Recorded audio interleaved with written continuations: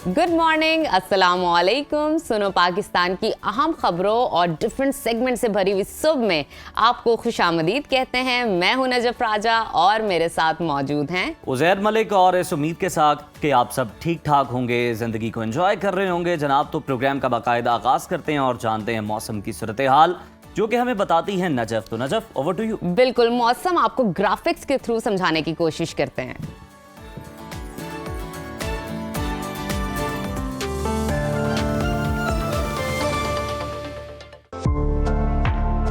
मुल्क के बलाई इलाकों में बारिश और बर्फबारी का नया सिलसिला शुरू हो गया है, जबकि मैदानी इलाकों में मौसम सर्द और खुश्क रहेगा। ताहम शहर कायद कराची से सर्दी रुखसत होने लगी है और गर्मी की एंट्री शुरू हो गई है। मुख्तलिफ शहरों में मौसम की क्या सूरत हाल है, आइए जानते हैं। सबसे पहले जिक्र करते हैं गिलगित बल्तिस्तान का, जहां मौसम शदीद सर्द और बादलों के डेरे हैं। गिलगित में दर्जा हरारत कम से कम 4 और ज्यादा से ज्यादा 14 डिग्री रहने का इम्कान है। स्कर्दू की तरफ चलते हैं। स्कर्दू में कम से कम पारा -2 और ज्यादा से ज्यादा 8 डिग्री रहने की तवक्को है। मौसम का हाल बताने वालों ने आइंदा 24 घंटों के दौरान गिलगित बल्तिस्तान में चंद मकामात पर बारिश और बर्फबारी की पेशगोई की है। और अब नजर डालते हैं आजाद कश्मीर के मौसम पर, जहां वादी नीलम समेत दीगर इलाकों में बारिश और बर्फबारी से सर्दी की शिद्दत में मजीद इजाफा हो गया है। दारुल हुकूमत मुजफ्फराबाद में बारिश हुई और शहर का कम से कम दर्जा हरारत 8 और ज्यादा से ज्यादा 16 डिग्री रहने का इम्कान है। श्रीनगर की तरफ चलते हैं, वहां पर कम से कम पारा 2 और ज्यादा से ज्यादा 12 डिग्री रहने की तवक्को है। महकमा मौसमियात के मुताबिक आइंदा 24 घंटों के दौरान आज़ाद कश्मीर के बाज़ इलाकों में बारिश और बर्फबारी मुतवक्के है। और अब मजीद आगे चलेंगे, आपके साथ शेयर करते हैं खैबर पख्तूनख्वा का मौसम, जहां मानसहरा, एबटाबाद, बालाकोट, बडगराम में बारिश और बर्फबारी ने रंग जमा दिया है। सूबाई दारुल हुकूमत पेशावर में भी बादल खूब बरसे और शहर का दर्जा हरारत कम से कम 8 और ज्यादा से ज्यादा 23 डिग्री रहने का इम्कान है। सवात की तरफ चलते हैं। सवात में सफेद गालों की बरसात हुई और शहर का दर्जा हरारत कम से कम -2 और ज्यादा से ज्यादा 11 डिग्री रहने की तवक्को है। महकमा मौसमियात ने आइंदा 24 घंटों के दौरान चित्राल और गिरदोनवा में बारिश और बर्फबारी मुतवक्के है। और अब मजीद आगे चलते हैं, आपके साथ जिक्र करते हैं सुबह पंजाब के मौसम का, जहां मलका कोहसार मरी में बर्फबारी, जबकि खित्ता पोटोखार के मुख्तलिफ इलाकों में बारिश हुई। सूबाई दारुल हुकूमत लाहौर में बादल मंडला रहे हैं। शहर का दर्जा हरारत कम से कम 12 और ज्यादा से ज्यादा 26 डिग्री रहने का इम्कान है। शहर इक़्तिदार इस्लामाबाद की तरफ चलते हैं, वहां पर कम से कम पारा 10 और ज्यादा से ज्यादा 22 डिग्री रहने की तवक्को है। मुल्तान की तरफ चलते हैं, मुल्तान में कम से कम पारा 10 और ज्यादा से ज्यादा 26 डिग्री रहने का इम्कान है।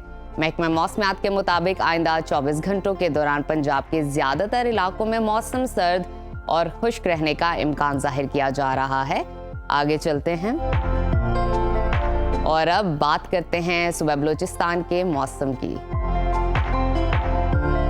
जहां बेशतर अजला सर्दी की लपेट में है। दारुल हुकूमत कोयटा का दर्जा हरारत कम से कम 1 और ज्यादा से ज्यादा 16 डिग्री रहने का इम्कान है। महकमा मौसमियात ने आइंदा 24 घंटों के दौरान बलूचिस्तान में मौसम सर्द और खुश्क रहने का इम्कान जाहिर किया है। और आखिर में जिक्र करते हैं सुबह सिंध के मौसम का, जहां सर्दी रुखसत होने लगी है और गर्मी की एंट्री शुरू हो गई है। कराची की बात करें तो कराची में दर्जा हरारत कम से कम 15 और ज्यादा से ज्यादा 31 डिग्री रहने का इम्कान है। हैदराबाद की तरफ चलते हैं, वहां पर पारा कम से कम 16 और ज्यादा से ज्यादा 32 डिग्री रहने की तवक्को है। महकमा मौसमियात ने आइंदा 24 घंटों के दौरान सिंध के अक्सर इलाकों में मौसम खुश्क और सर्द रहने की पेशगोई की है।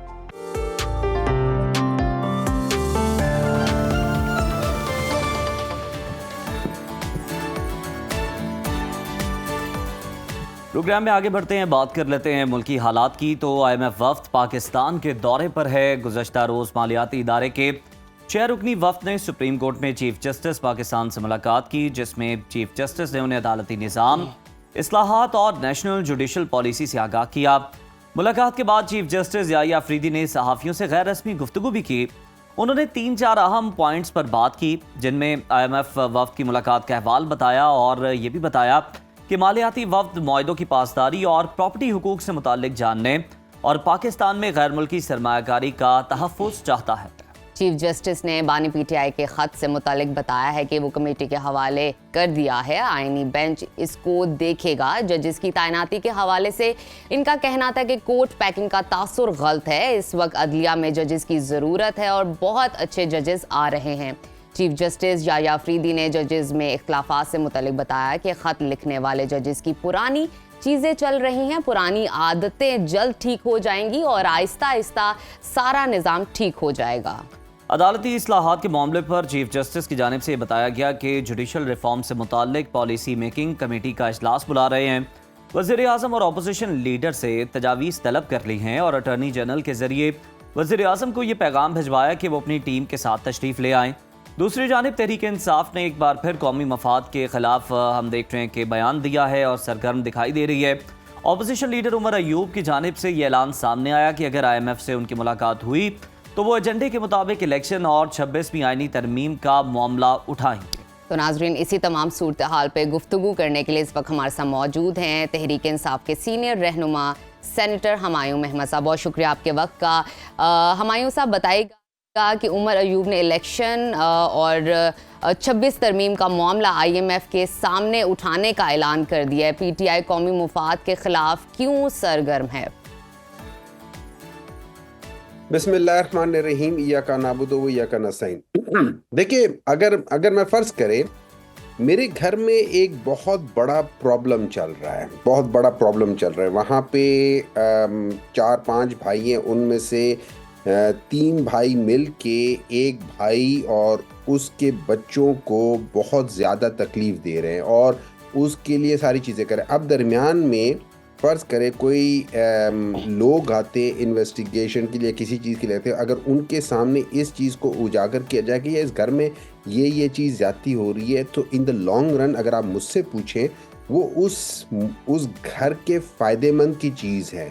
और जिन घरों में ज़्यादती हो रही होती है बच्चों के साथ, जब आप उसको उजागर नहीं करते, उस घर में ज़्यादा जुल्म होना शुरू हो जाता है। वो घर सेफ़ नहीं रहता, उन बच्चों के लिए भी सेफ़ नहीं रहता, किसी और के लिए भी सेफ़ नहीं रहता। बिल्कुल उसी तरीके से एक मुल्क में जिसमें इंसाफ ना हो, जिसमें जुल्म हो रहा हो, जिसमें किसी एक को सपोर्ट करने के लिए दूसरे को आपको कुचलना शुरू कर दे, इस हद तक कि आप उनका जीना महाल करना शुरू कर दे। आपने देखा है पिछले 3 साल में रिकॉर्ड लोग ये मुल्क छोड़ कर जा रहे हैं। आपने देखा हुआ है कि पाकिस्तान तहरीक इंसाफ के ज़माने में जो पाकिस्तान में अनएम्प्लॉयमेंट थी वो 5.4% थी और आज पाकिस्तान में अनएम्प्लॉयमेंट 9.5% है। जब ये सारी चीज़ें आप देखें तो इस चीज़ को आप दूसरी लगे से देखें कि जो प्रॉब्लम्स पाकिस्तान में ठीक होने चाहिए उसकी निशानदेही होनी चाहिए। इस वक्त हो क्या रहा है? इस वक्त जुडिशरी को जिस तरीके से जो उसकी इंडिपेंडेंस है उसको जिस तरीके से पामाल किया जा रहा है, हम जिस तरीके से जुडिशरी को मैनिपुलेट करने का तरीका सीख लिया। देखिए, PMLN ने एक दफ़ा डंडे लेके जुडिशरी पे चढ़ गई थी, इस दफ़ा वो क्या कर रहे हैं, इस दफ़ा वो दूसरे तरीके से मैनिपुलेट कर रहे हैं। वो हुमायूं साहब, जुडिशरी का जो मामला है वो भी ज़ेरे बहस लाते हैं, हम उस पर भी बात करते हैं आगे चल के, लेकिन ज़रा ये जो आपने घर वाली मिसाल दी है सर, इसको ज़रा वाज़ेह कर दें कि अगर वही जो बच्चा जिसके साथ ज्यादती हो रही है वो अगर घर के सरबराह के साथ मिलकर बाकी 3-4 बच्चों के साथ ज्यादती करे, फिर ठीक है मामला? नहीं, तब भी ठीक नहीं है। सही, ठीक देखें, ठीक कभी भी नहीं है। इस घर में कभी भी ठीक हालात नहीं थे। इसी वजह से इस घर के आसपास के लोग, बाकी जो जितने भी नेबर्स हैं, वो सारे तरक्की कर गए हैं। ये घर में आज भी ज्यादातर लोग अनएम्प्लॉयड हैं, ये आज भी कर्जों पे चल रहा है, बाकी सारे लोग अपने पैरों पे खड़े हो गए। और उसकी वजह यह कि इस घर में शुरू से ही तरीका सही नहीं था।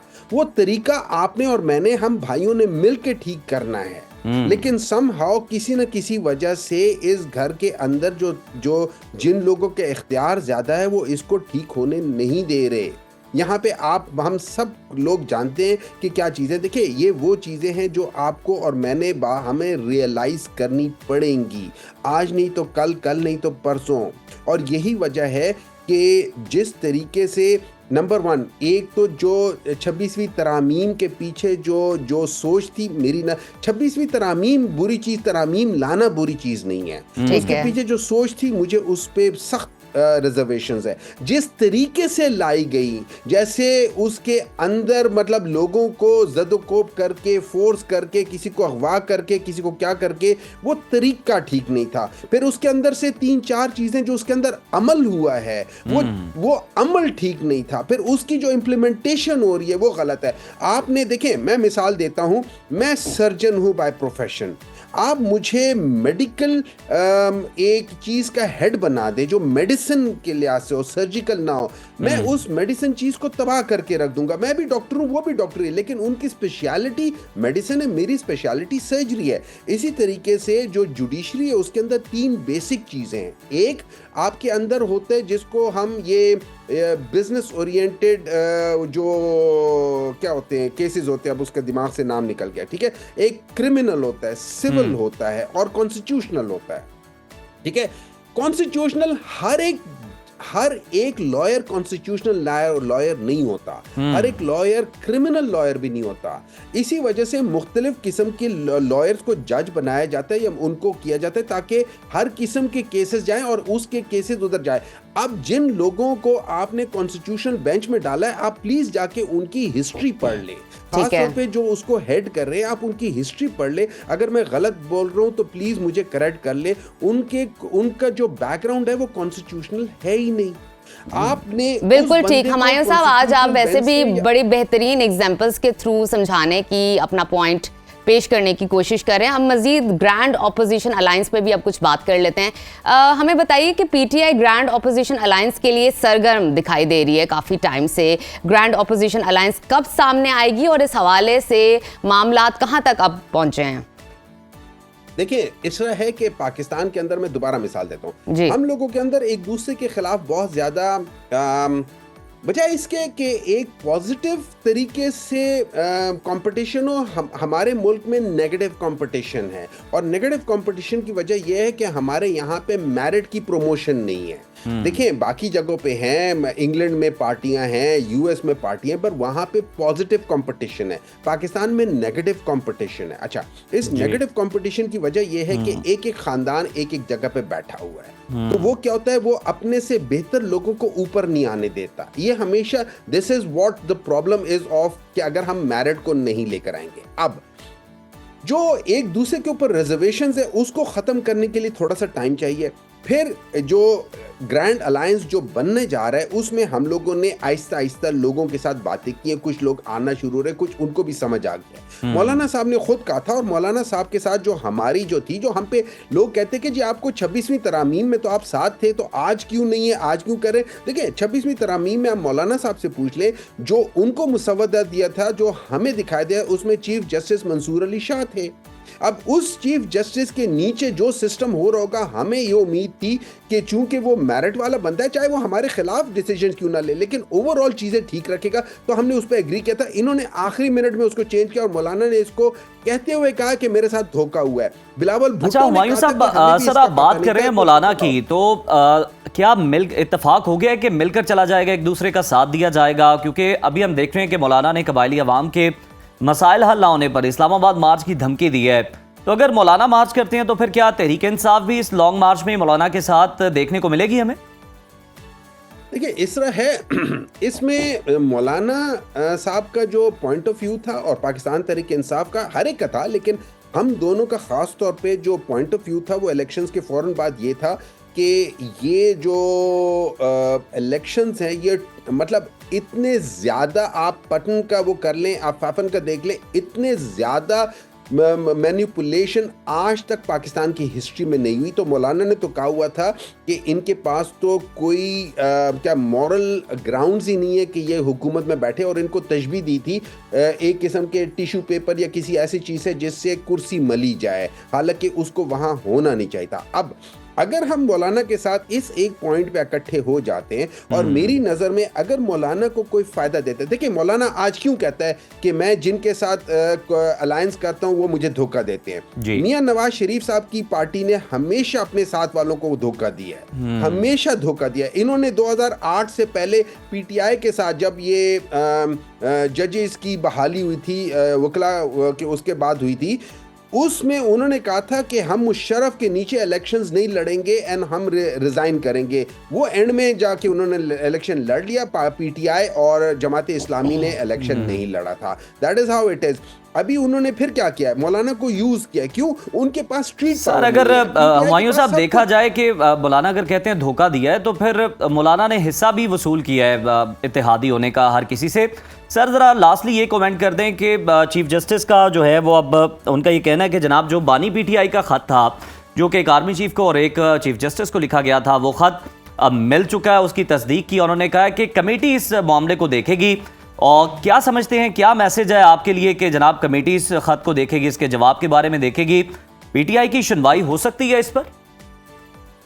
देखिए सबसे पहले जिस कमेटी को वो रेफर कर रहे हैं, अगेन उस कमेटी के ऊपर एतराज़ात हैं, टू बी वेरी ऑनेस्ट, ठीक है। और मैं मतलब जितने मेरिट पे प्रेजेंट चीफ जस्टिस साहब हैं, इन्होंने चीफ जस्टिस नहीं बनना था, आज नहीं तो कल जी। इनको अगर चीफ जस्टिस बना दिया गया था, मैं समझता हूँ इनका कद बहुत बड़ा हो जाता अगर ये जस्टिस मंसूर अली शाह के उस पे कहने पे ये फुल कोर्ट उसी वक्त तश्कील कर लेते हैं। और 26वीं तरामीम जो कि आर्टिकल 8 के और बेसिक फंडामेंटल्स के खिलाफ है, हम एज ए पार्लियामेंट को इख्तियार है कि हम कोई भी कानून बनाए, लेकिन हमारी बाउंड्री है, हम आर्टिकल 2 के खिलाफ नहीं जा सकते, हम बेसिक फंडामेंटल राइट्स के खिलाफ नहीं जा सकते। मैं अगर फर्ज करें अगर हम कोई 500 लेट्स से 300 में से 200 डाकू बीच में आ जाएं किसी तरीके से पार्लियामेंट में, और हम आज कह दें कि जी आज के बाद डाका डालना जो है वो जायज़ है, क्या हम वो कर सकते हैं? क्या हम उसके ऊपर आर्टिकल 239 बना सकते हैं कि इसको आप किसी भी सूरत में कहीं भी नहीं चैलेंज कर सकते?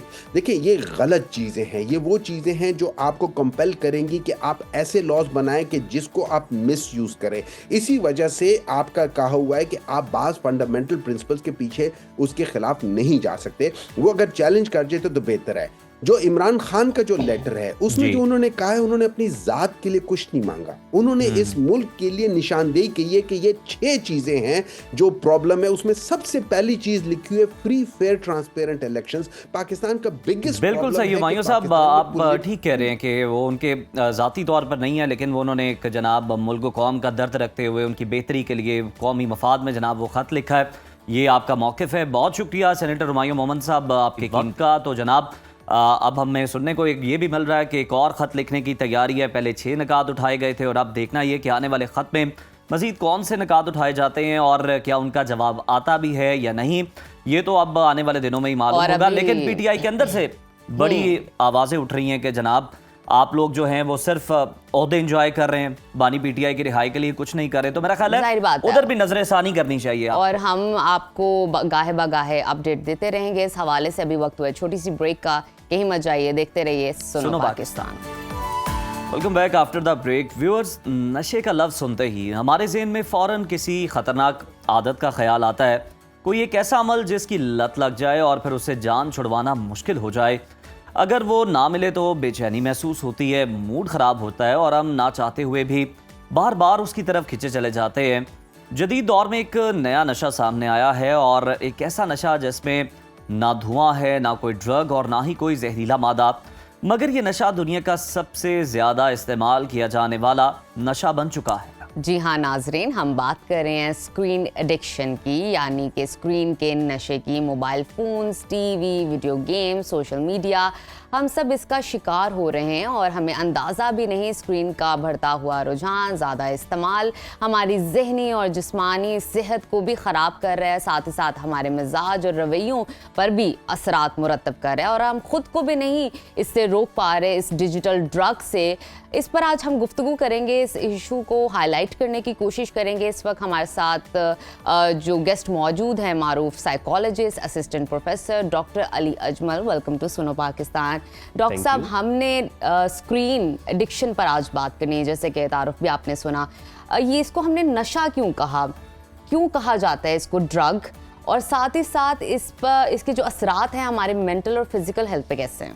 जी, इसको नशा इसलिए कहा जाता है कि क्योंकि लोगों को इसकी लत पड़ गई है, और इस हद तक लत पड़ गई है, आदत पड़ गई है कि जैसे कि नशे की आदत और लत होती है।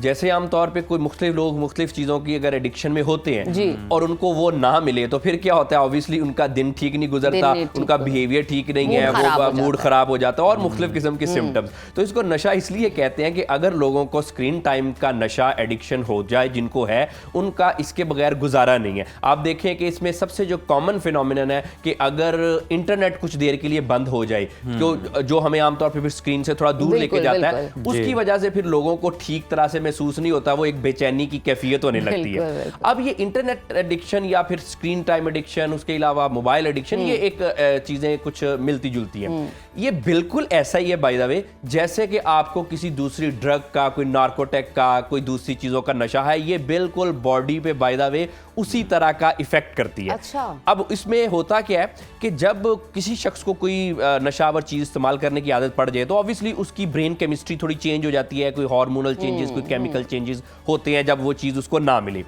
अब ये जो स्क्रीन टाइम है, इसके बारे में आप देखें कि इससे हमारे बॉडी में, ब्रेन से एक केमिकल जिसको हम डोपामीन कहते हैं, वो रिलीज होता है। अब एडिक्शन ऐसे हो गई है जी कि स्क्रीन पे गए, मजा आया, स्क्रीन देखी हमने, मजा आया, स्क्रॉलिंग की, रील्स, छोटी छोटे जो शॉर्ट स्पैन में चीजें कंक्लूड भी हो रही हैं, हमें नतीजा भी निकल रहा है, ये देखा था, इसका ये रिजल्ट निकला, मजा भी साथ साथ आ रहा है। अब क्या हो रहा है कि शॉर्ट टर्म ब्रेन से डोपामीन बहुत ज्यादा रिलीज हो रहा है बॉडी के अंदर, और बाय द वे डोपामीन हो गया, सेरोटोनिन, ये मुख्तलिफ किस्म के केमिकल्स होते हैं ब्रेन में, वो एंडोर्फिन, बिल्कुल हैप्पी हार्मोन, स्ट्रेस में कॉर्टिसोल। सवाल एक ही पैदा होता है कि आर्जी खुशी तो इससे मिल जाती है, ये केमिकल रिलीज होता है, लेकिन कहाँ पे हमें चेक लगाने की जरूरत है कि यहाँ तक तो चलें ठीक है, इसका इस्तेमाल हमने कर लिया, इससे आगे नुकसान दे? ये आपने बड़ा अच्छा क्वेश्चन किया कि आर्जी खुशी तो मिल जाती है, बिल्कुल जैसे दूसरे नशावर चीजें इस्तेमाल करने से आर्जी खुशी मिलती है, लेकिन by the end of the day long run में वो नुकसानदेह होती है। अब जो आपका क्वेश्चन था कि कैसे पता चले कि ये एडिक्शन है, चेक कैसे लगे, देखिए इसमें ना इस चीज को समझने के लिए एक चीज को अंडरस्टैंड करें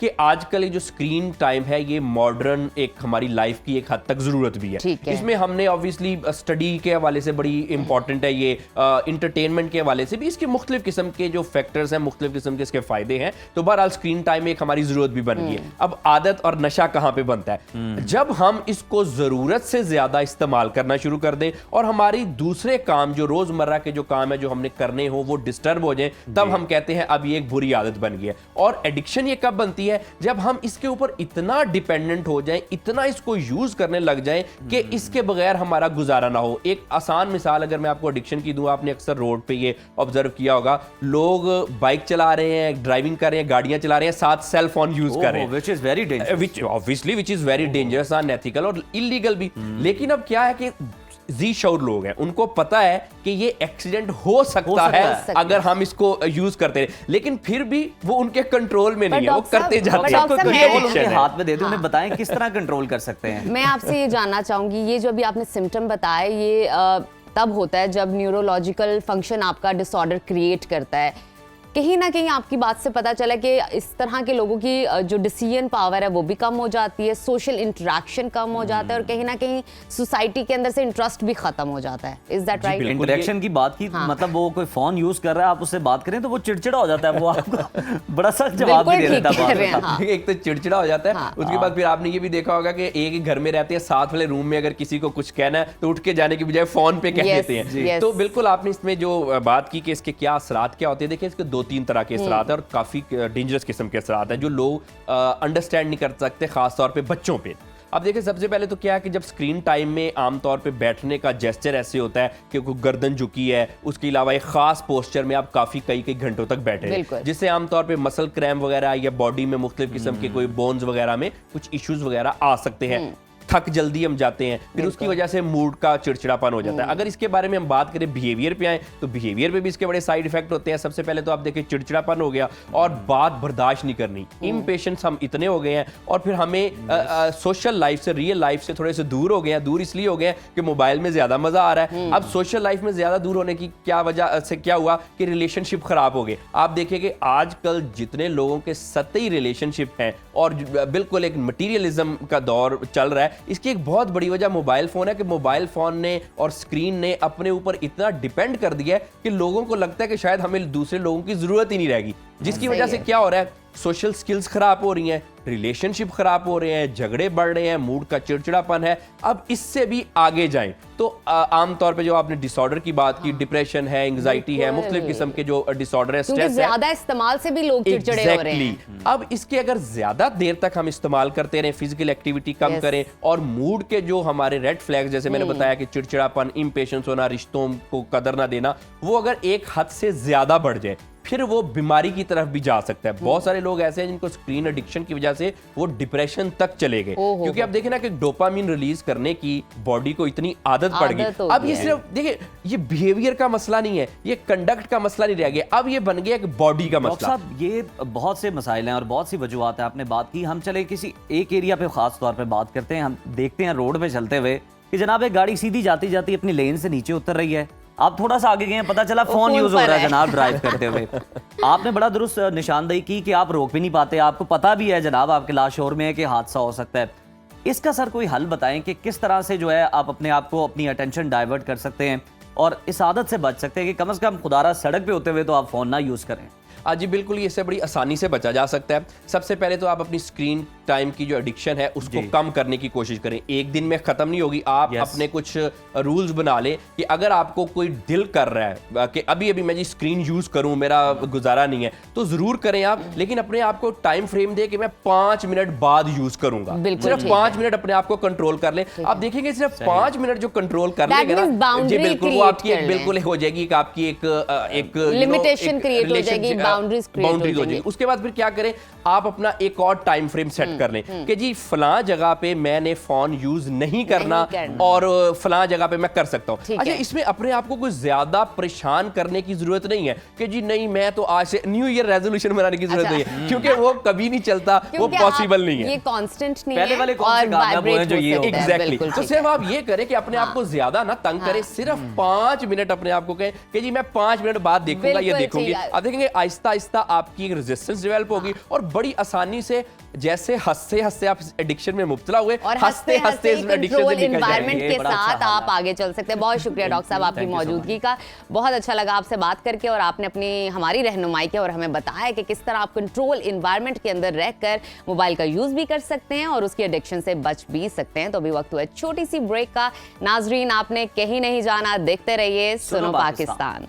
प्रोग्राम में आगे बढ़ते हैं, बात कर लेते हैं मुल्की मईशत की। तो हुकूमत की जानिब से मुसलसल ये दावे सामने आ रहे हैं कि मईशत मुस्तहकम हो रही है, बेहतर मौशी पॉलिसियों से आम आदमी के हालात बेहतर हो रहे हैं। महंगाई 38% से कम होकर महज 2% तक आ गई है, मगर ज़मीनी हकाइक इसके बरक्स हैं और अवाम हुकूमत के दावे मानने से इनकार कर रहे हैं। तो नाज़रीन, इसी तमाम सूरत हाल पर बात करने के लिए इस वक्त हमारे साथ मौजूद है माहिर मईशत तैमूर डार साहब। Welcome to Suno Pakistan. डार साहब, आपसे पहले ये जानना चाहेंगे, हुकूमत का दावा है कि मईशत जो है इस्तेहकाम के रास्ते पर है, तरक्की कर रही है, बेहतरी हो रही है, तो मुझे ये बताइए ये जो माशी इशारे हैं जो बेहतर हो रहे हैं, आप क्या इस बात से इत्तफाक करते हैं? देखिए, किताबों में तो बिल्कुल बेहतर हो रहे हैं, लेकिन ऑन ग्राउंड अभी तक इसकी कोई रियलिटी, जो लोअर मिडिल क्लास का तबका है उनको इसकी कोई अभी तक पॉजिटिविटी नहीं मिली है। अच्छा। तो जब तक वो इस चीज़ को महसूस नहीं कर सकेंगे तब तक जो है मुल्क के अंदर एक ग्राउंड लेवल के ऊपर बेहतरी नहीं आना शुरू होगी।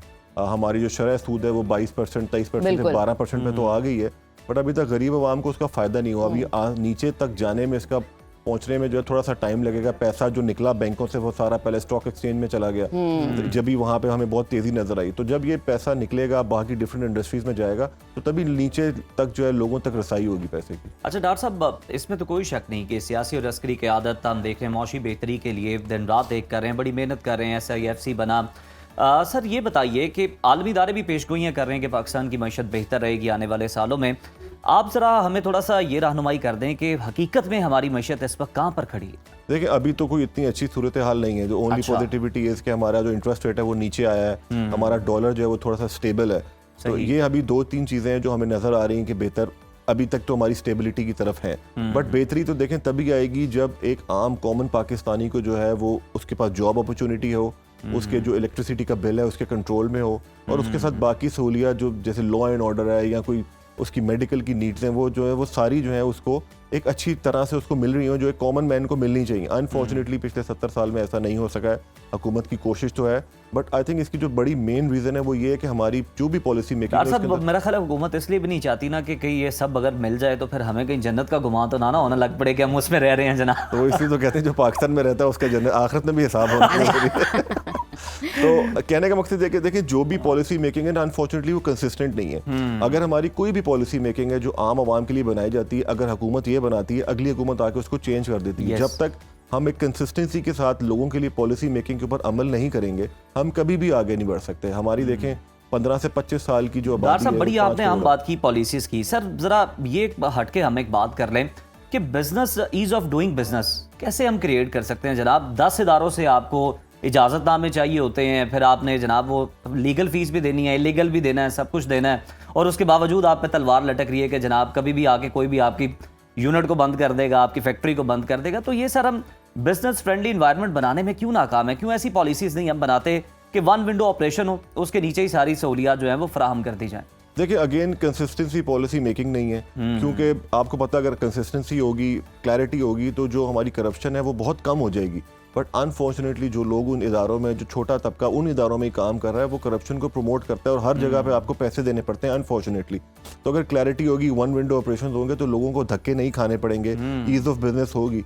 तो हुकूमत को बिल्कुल सोचना चाहिए। बट देखें ये सिर्फ हुकूमत की पॉलिसी बनाने से नहीं होता, ये जो नीचे इदारे में लोग बैठ के नौकरी भी कर रहे हैं उनको भी ये सोचना चाहिए कि यार उनकी तनख्वाहें भी इतनी अच्छी हुकूमत को करनी चाहिए कि उनको इस तरफ आना ही ना पड़े। बट अनफॉर्चुनेटली ये हैबिट्स बन गई, हैबिचुअल हो गए हम करप्शन करने के लिए।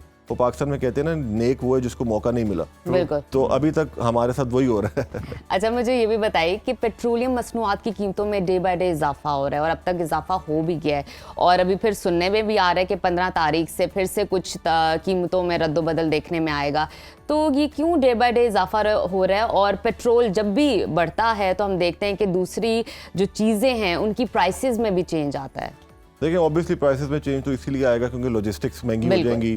तो आपकी जो डेयरी प्रोडक्ट्स हैं, आपकी जो वेजिटेबल्स हैं, आपके फ्रूट्स हैं, लेकिन जब पेट्रोल कम होता है तो कीमतें वैसी रहती हैं। क्योंकि देखें हमारी उसके ऊपर कोई चेक इन बैलेंस नहीं है। तो हुकूमत की कोई ऐसी पॉलिसी नहीं है प्रोविंशियल लेवल पे या सिटी लेवल के ऊपर, सिटी गवर्नमेंट की। तो सिटी गवर्नमेंट का काम है कि वो देखे कि अगर किराए बढ़ाए गए हैं, वो कोशिश तो करते हैं बट अनफॉर्चुनेटली निज़ाम हमारा इतना तहस नहस हो चुका हुआ है ग्रास रूट लेवल के ऊपर कि हमें जो है उसके ऊपर मुश्किल हो जाती है वहाँ पे करना। और पेट्रोलियम की मसनूआत तो देखें दुनिया भर में ही बढ़ रही हैं, बट हमें ज़्यादा हिट इसलिए करता है कि हमारी इन्फ्लेशन बहुत ज़्यादा है, हमारा गुर्बत बहुत ज़्यादा है, हमारी लोगों की जो है वो रसाई नहीं है आसानी तक, बाइंग पावर इतनी नहीं बाइंग है। पावर नहीं। डॉक्टर साहब इससे पहले जो आप बात कर रहे थे ना कि अहलकार जो हैं वो भी जनाब कोशिश करते हैं ऐसी पॉलिसीज़ ना बने, वो ऐसी बने कि जनाब करप्शन की जो विंडो है ना वो खुली रहे, उनका काम चलता रहे। लेकिन सर ये हम देख रहे हैं कि ये नया तरीका है कि हुकूमत जो है वो भी उन्हें प्रोटेक्ट कर रही होती है। IMF ने सरकारी अफसरान के कहा जनाब आप असासे डिक्लेयर करें, ये जनाब मोहलत की दरख्वास्त कर रहे हैं जिसे IMF ने मुस्तरद कर दिया है। क्यों आपको लगता है कि ये मोहलत मांग रहे हैं कि जनाब थोड़ा वक्त दिया जाए? हालांकि सबको मालूम है जितने सरकारी अफसरान हैं बैरून ममालिक उनकी अरबों की प्रॉपर्टीज़ हैं जनाब और सारा स्टेक उनका बाहर है। तो ऐसी मुश्किल क्या है कि असासे डिक्लेयर करने में जनाब बार बार मोहलत मांगी जा रही है? आई थिंक वो ये देखना चाह रहे होंगे कौन से असासे डिक्लेयर करने हैं या कौन से नहीं करने। मोहलत दे दी जाए। बट आई थिंक देखें क्लैरिटी तो होनी चाहिए कि अब दुनिया भर में ये होता है, आपको अपने असासे डिक्लेयर करने चाहिए, आपको पता होना चाहिए। अब देखें असासे बनाना कोई गलत बात नहीं है, अगर आपने लीगल वे से बनाए हुए और आप उसके ऊपर टैक्स अगर पे कर रहे हैं तो आई थिंक सबका राइट है कि वो अपनी वेल्थ जनरेशन करे, और इंसान वेल्थ जनरेशन करने से अपनी नेक्स्ट जनरेशन को जो है वो दे सकता है। बट अगेन पाकिस्तान में देखें चूंकि लॉ एंड ऑर्डर नहीं है, छोटे आदमी के लिए तो लॉ एंड ऑर्डर है लेकिन बड़े आदमी के लिए नहीं है, जो इंसाफ का निज़ाम है वो सबके लिए बराबर नहीं है यहाँ पे। तो जब इस तरह की छोटी छोटी चीज़ों के ऊपर हम काम करना शुरू करेंगे हो जाएगा इंशाल्लाह, लेकिन थोड़ा टाइम लगेगा, रिफॉर्म्स आएंगे तो बेहतरी की तरफ तो चीज़ें बिल्कुल जाएंगी। अच्छा, आपको क्या लगता है कि महंगाई कम होने के असरात अवाम तक क्यों नहीं पहुंच पा रहे? क्योंकि हुकूमत का तो दावा है मईशत बेहतर हो रही है, महंगाई कम होगी, इसका आपको क्या रीज़न नज़र आता है? देखिए, सबसे बड़ी बात तो ये है कि अभी जैसे हुकूमत ने अनाउंस किया था कि 37,000 पे जो है वो एक मिनिमम वेज होगी, बट प्राइवेट इदारों में अभी तक इसका इतलाक नहीं हो रहा। ये सरकारी लेवल पे तो शायद हो रहा है, बट प्राइवेट किसी भी इदारे के अंदर आई डोंट थिंक कि कोई इस तरह का होता होगा। तो एक तो ये वजूहत है कि लोगों की तनख्वाहें अभी भी बहुत कम है, इन्फ्लेशन बहुत ज्यादा आ गई थी, लोग बहुत माइनस के अंदर तनख्वाहें तो चलें कम है, वो तो फिर कहीं काम कर रहे हैं जो अनएम्प्लॉयड हैं। वर्ल्ड बैंक की रिपोर्ट बताती है कि गुज़श्ता एक साल में पाकिस्तान में तकरीबन 1 करोड़ 30 लाख अफराद जो हैं वो गरीब हो गए हैं और 45 लाख नौजवान बेरोजगार हुए हैं। तो फिर ये हुकूमती दावों की क्या हैसियत रह जाती है अगर ये आदाद शुमार इस तरह से सामने आ रहे हैं? देखिए, हुकूमत, मैं आपको बता रहा, किताबों के अंदर तो वो एफर्ट कर रहे हैं, बट नीचे ग्रास रूट लेवल तक आने में इसमें टाइम लगेगा, क्योंकि इतनी ज़्यादा इन्फ्लेशन आ चुकी थी, गुर्बत इतनी बढ़ चुकी थी, लोगों का इतना बुरा हाल था, लोग पाकिस्तान छोड़ के जाना चाह रहे थे। तो देखिए, नीचे आने तक उसमें टाइम लगेगा। पाकिस्तान बहुत अच्छी एक कंट्री है जिसके अंदर बहुत सारी अपॉर्चुनिटीज़ हैं। थोड़ी सी मेहनत यहाँ पे आपको ज़्यादा करनी पड़ती है, बाहर जो जाता है मेहनत उसको वहाँ पे भी बहुत ज़्यादा करनी पड़ती है। एम्प्लॉयमेंट यहाँ पे है, बट आपको पता होना चाहिए कि यहाँ पे you need to know your way out. बिल्कुल ठीक है, बहुत शुक्रिया तैमूर डार साहब आपके वक्त का। और बिल्कुल जनाब, मुतसादे में इस वक्त जो हुकूमती दावे हैं और जो आवाम कह रही है, जो आवाम अपने हकाइक बता रही है, जो हालात बता रही है, तो अब उम्मीद है कि जनाब ये जो हुकूमत दावे कर रही है कि महंगाई कम हुई है, इसके असरात नीचे आम आदमी तक भी पहुँचे, ट्रिकल डाउन इफेक्ट नज़र भी आए और आम आदमी के जो हालात ज़िंदगी हैं उनमें भी जनाब कोई बेहतरी नज़र आए, तो तभी फिर हम कह सकते हैं हकीकी मानों में कि महंगाई कम हुई है और बड़ी अच्छी हुकूमत की जनाब पॉलिसीज चल रही हैं। लेकिन फिलहाल ऐसा भी कुछ नहीं है। तो ब्रेक शामिल करते हैं प्रोग्राम में। ब्रेक के बाद दोबारा आपकी खिदमत पे हाजिर होते हैं। देखते रहिए सुनो Pakistan. Welcome back to Suno Pakistan. अब बात करेंगे खेल के मैदान से। चैंपियंस ट्रॉफी की तैयारियां अरूज पर हैं, उल्टी गिनती शुरू हो गई है। 19 फरवरी से क्रिकेट का सबसे बड़ा मेला सजने जा रहा है। 7 दिन बाकी हैं। कज़ाफी स्टेडियम के बाद नेशनल स्टेडियम कराची का भी इफ्तिताह कर दिया गया है। चैंपियंस ट्रॉफी से पहले पाकिस्तानी टीम को ट्राई नेशन सीरीज का बड़ा चैलेंज दरपेश है। न्यूजीलैंड फाइनल में जा चुका है। आज पाकिस्तान और साउथ अफ्रीका के दरमियान मैच खेला जाएगा। दोनों टीमें न्यूजीलैंड से हार चुकी हैं। आज का मैच दोनों टीमों के लिए इंतहाई अहमियत इख्तियार कर चुका है। आज जो टीम जीतेगी वो 14 फरवरी को न्यूजीलैंड के खिलाफ सैफरी की सीरीज का फाइनल खेलेगी। दूसरी जानिब कौमी स्क्वाड में 3 तब्दीलियां देखने को मिली हैं। इंजर्ड हारिस रऊफ की जगह left arm fast bowler Akif Javed, जबकि कामरान गुलाम की जगह साउद शकील को स्क्वाड में शामिल किया गया। फास्ट बॉलर मोहम्मद हसनैन को भी फाइनल 11 का हिस्सा बनाया गया है। पीसीबी के चेयरमैन मोहसिन नकवी ने कौमी टीम पर तनकीद ना करने का मशवरा देते हुए कहा कि हमारी टीम चाहे जीते या हारे उसको सपोर्ट करना है। पीसीबी को मोहम्मद रिजवान, पूरी टीम और सिलेक्शन टीम पर पूरा भरोसा है कि वो आवाम को मायूस नहीं करेंगे। तो इसी पर बात कर लेते हैं। हमारे साथ मौजूद हैं senior sports analyst doctor Numan Niaz साहब। डॉक्टर साहब, welcome to Suno Pakistan. Sir, सबसे पहले तो बताइएगा कि आज ट्राई नेशन सीरीज का बड़ा अहम मैच होने जा रहा है। पाकिस्तान और साउथ अफ्रीका आपस में टकराएंगे। कितना टफ मुकाबला आपको नजर आ रहा है और कौमी टीम से क्या तवक्कुआत वाबस्ता है? देखिए जी, सबसे पहले तो इट्स ऑलवेज अ प्लेजर आप मुझे याद फरमाते हैं। आज का मैच ऑब्वियसली ट्रायंगुलर सीरीज का मैच है। न्यूजीलैंड इज़ ऑलरेडी देयर, जैसे आपने बात की। साउथ अफ्रीका 5 के 5 वनडे इंटरनेशनल आखिरी हार चुका है और अभी उनकी कंप्लीट टीम तो नहीं हुई जो कि चैंपियंस ट्रॉफी का उनका स्क्वाड है। लेकिन आज कॉर्बिन बॉश ने भी ज्वाइन कर लिया है, केशव महराज भी अवेलेबल होंगे और मफाका भी अवेलेबल होंगे, केवाना मफाका। सो ये स्ट्रॉन्गर टीम होगी जो न्यूजीलैंड के अगेंस्ट हमने पिछले मैच में देखी। फिर हमने देखा उनके एक डेब्यूटेंट मैथ्यू ब्रिट्सके ने 150 करके रिकॉर्ड किया था। So South Africa will try to create an impact, लेकिन पाकिस्तान के पास कोई ऐसा मौका है नहीं कि वो ये हाथ से जाने दे। They have to win, it has to be win win for them. लेकिन जो पाकिस्तान टीम का कॉम्बिनेशन है, हम बातें जितनी मर्जी कर लें जी, वो थोड़ा सा मुझे तो समझ नहीं आई कि इस चैम्पियंस ट्रॉफी का बिल्डअप है और ये जो ट्रायंगुलर सीरीज़ है ये हम करने क्या जा रहे हैं। एक स्पेशलिस्ट स्पिनर हमारे पास, एक हमारे पास स्पेशलिस्ट ओपनर है और ये वो ओपनर है जिसको हमने डिसडेन के साथ फारिग कर दिया था और 27 अक्टूबर को जब सेंट्रल कॉन्ट्रैक्ट दिए थे तो इनको कॉन्ट्रैक्ट भी निकाल दिया था। और जिस वक्त निकाला था तो इन्होंने 450 किए हुए थे, 50 की एवरेज, 400 किए हुए थे, 50 की एवरेज थी। और आपके बेस्ट गेम चेंजर और मैच विनर जो उन्होंने पिछले मैच में न्यूजीलैंड के अगेंस्ट 69 गेंदों पे आपको 84 रन करके दिखाया। सो टीम का कॉम्बिनेशन कहीं से भी बैलेंस नहीं लग रहा है। अभी हमने कोशिश की है कमरान गुलाम को रेस्ट करा के और जो बहुत बेहतर एक आपके मिडिल ऑर्डर में रैली राउंड करने वाले बैट्समैन हैं जो कि रोटेशन ऑफ स्ट्राइक वाले साउथ को लेके आए हैं, लेकिन बॉलिंग मुझे फिर समझ नहीं आई। एक स्पेशलिस्ट स्पिनर इन कंडीशंस में। डॉक्टर साहब, जहाँ पे बॉलिंग पर न्यूजीलैंड जाने की से टीम पहले चार सर आप स्पेशलिस्ट- ओपनर्स की बात कर रहे हैं, तो फिर सर आप बता दें कि ओपनर्स में क्या हमारे पास बेहतर ऑप्शंस हैं जिनको अवेल किया जा सकता है। देखें, एक तो ये टीम का कॉम्बिनेशन ही अजीब बना है जी। जिस वक्त 15 रुकनी ये जो है इसका ऐलान किया गया था टीम का, आपके पास कम से कम 2 स्पेशलिस्ट स्पिनर्स होने चाहिए थे। चाहे वो शादाब खान होते जिनका रिकॉर्ड बताता है कि मिडिल ओवर में वही हैं, वसीम जूनियर एक ऑलराउंडर, उनके साथ वो आउट करते हैं, या सुफियान मुकीम होते। आपने फैसल अकरम को भी ट्राई किया, आपने उनको भी नहीं खिलाया। सो आई पर्सनली फील कि पार्ट टाइमर्स के साथ टूर्नामेंट्स नहीं जीते जाते, और वो भी ऐसी कंड्यूसिव कंडीशंस में। तो अब फिर आपने वो हमाकत की कि जब हारिस रऊफ इंजर्ड हुए, Akif Javed no doubt finest left arm fast bowler youngster है, उसको आप लेते, लेकिन अभी आपको मौका मिला था कि आप रिप्लेसमेंट करते तो आप एक स्पिनर लेके आते, क्योंकि मोहम्मद हसनैन ऑलरेडी आपके स्क्वाड में थे जिनको आज आपने 11 में भी रखा है। तो आई पर्सनली फील कि हमारे जो माइंड सेट है वो शायद टीम मैनेजमेंट बेहतर समझती हो, लेकिन क्रिकेटिंग नॉवेस यहाँ पे जस्टिफाई नहीं करता। अभी ठीक है कि जो साउथ नुमान साहब, अफ्रीका आपने बात बिल्कुल ठीक की है कि कॉम्बिनेशन की समझ नहीं आ रही, कहीं ना कहीं टीम में तब्दीलियां भी देखने में आई, लेकिन फिर भी असरात पॉजिटिव मुरतब नहीं हो रहे। मुझे ये बताइए, कौमी स्क्वाड में रेगुलर स्पिनर इब्रार अहमद को शामिल किया गया है। क्या चैंपियंस ट्रॉफी में एक स्पिनर के साथ मुखालिफ टीम को हम दबाव में ला सकेंगे? क्या देखते हैं आप? देखें, आपने इतना अच्छा सवाल किया। एक तरफ हम एक स्पिनर खिला रहे हैं, दूसरी तरफ इंडिया को न जाने क्या हो गया जी। कल उन्होंने अपना एक बैट्समैन ड्रॉप करके यशस्वी जायसवाल 5वां स्पिनर भी डाल लिया है, वरुण चक्रवर्ती। वो 5 टॉप क्लास स्पिनर्स के साथ आ रहे हैं, और माइंड यू क्योंकि उन 5 में से 4 जो हैं वो बेहतरीन बैट्समैन भी हैं, जिसमें वॉशिंगटन सुंदर हैं, अक्षर पटेल हैं, रविंद्र जडेजा हैं, और अभी अब उन्होंने ये डाल लिए हैं, वरुण चक्रवर्ती डाल लिए हैं, कुलदीप यादव हैं। सो वहाँ पे वो एक भरमार लगा रहे हैं स्पिनर्स की। न्यूजीलैंड को अगर आप पिछले मैच में देखें, 2 रेगुलर स्पिनर्स थे, उन्होंने फिर भी 2 पार्ट टाइमर से बॉलिंग करवाई थी, ग्लेन फिलिप्स से और रचन रविंद्रा से। तो यहाँ पे स्लो लो विकेट्स पिचेस पे आपको स्पिनर्स चाहिए। अगर आप एक्सपेक्ट करते हैं कि खुशदिल शाह या सलमान अली आगा आपको मिडल ओवर्स में आके रन भी रोक देंगे और विकेटें भी ले देंगे, तो फिर आपकी खुशफहमी है।